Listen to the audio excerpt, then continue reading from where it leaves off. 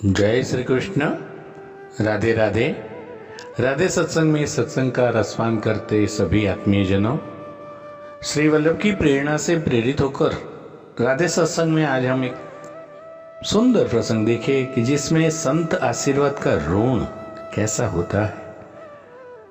प्रियजनों, उससे पूर्व अगर अपने राधे सत्संग चैनल को सब्सक्राइब न किया हो तो सब्सक्राइब कर लेना, जिससे आपको हर सत्संग की जानकारी मिल सके। एक बार ऐसा हुआ कि महर्षि नारद जी वैकुंठ की यात्रा पर जा रहे थे। तो नारद जी को रास्ते में एक औरत मिली और बोली, मुनिवर, आप प्रायः करके भगवान नारायण से मिलने जाते हैं। मेरे घर कोई औलाद नहीं है। आप श्री प्रभु से पूछना कि मेरे घर औलाद कब होगी। तो नारद जी ने कहा कि ठीक है, मैं पूछ लूंगा। इतना कहकर नारद जी नारायण नारायण कहते हुए यात्रा पर चल पड़े।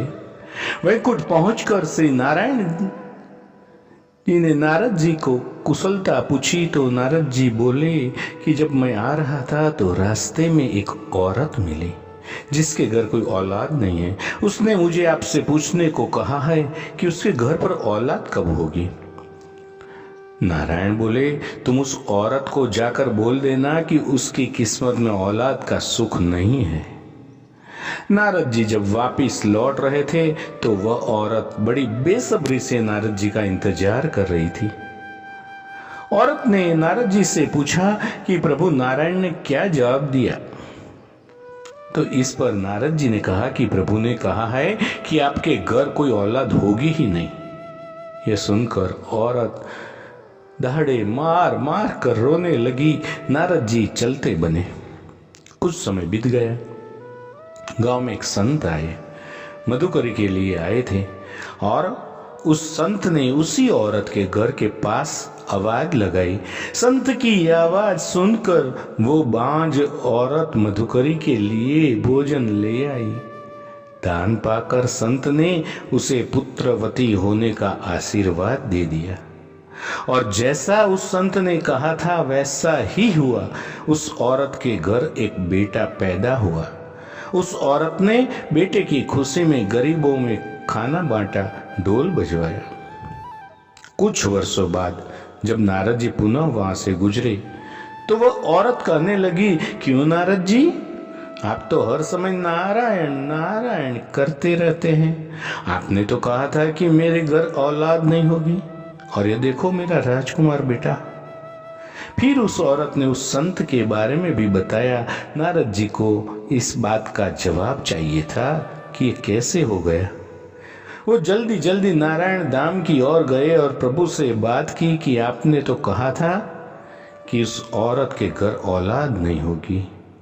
क्या उस संत में आपसे भी कोई ज्यादा शक्ति है? नारायण भगवान बोले, आज मेरी तबीयत कुछ ठीक नहीं है। मैं आपकी बात का जवाब बाद में दूंगा। पहले आप मेरे लिए औषधि का इंतजाम कीजिए। नारद जी बोले, आज्ञा दीजिए प्रभु। नारायण बोले, नारद जी आप भूलोक जाइए और एक कटोरी रक्त लेकर आइए। नारद जी कभी इधर कभी उधर घूमते रहे, घर घर घूमे, पर प्याले भर रक्त नहीं मिला। उल्टा लोग उपवास करने लगे कि नारायण बीमार है। चलते चलते नारद जी किसी जंगल में पहुंचे।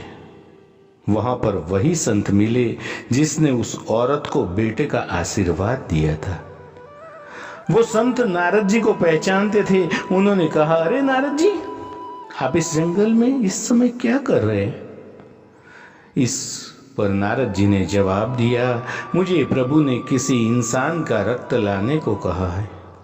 यह सुनकर संत खड़े हो गए, बोले कि प्रभु ने किसी इंसान का रक्त मांगा है? उसने कहा, आपके पास कोई छुरी चाकू है? नारद जी ने कहा कि वह तो मैं हाथ में लेकर ही घूम रहा हूं। उस संत ने अपने शरीर से एक प्याला रक्त दे दिया। नारद जी वह रक्त लेकर नारायण के पास पहुंचे और कहा, आपके लिए मैं औषधि ले आया हूं। तो नारायण ने कहा, यही तो आपके सवाल का जवाब है। जिस संत ने मेरे लिए एक प्याला रक्त मांगने पर अपने शरीर से इतना रक्त बेचकर मुझे अपना ऋणी बना लिया है। जो मुझसे इतना प्रेम करता है, क्या उस संत के आशीर्वाद देने पर किसी को बेटा भी नहीं दे सकता? उस बांझ औरत के लिए दुआ आप भी तो कर सकते थे, पर आपने ऐसा नहीं किया। रक्त तो आपके शरीर में भी था, पर आपने नहीं दिया।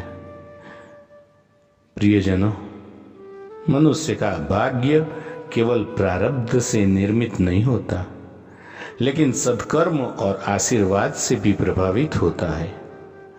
तो इसके साथ ही आज के सत्संग को श्री वल्लभ के चरणों में समर्पित करके अत्र विराम लें। फिर मिलेंगे राधे सत्संग में नए सत्संग के साथ। जय श्री कृष्ण। राधे राधे।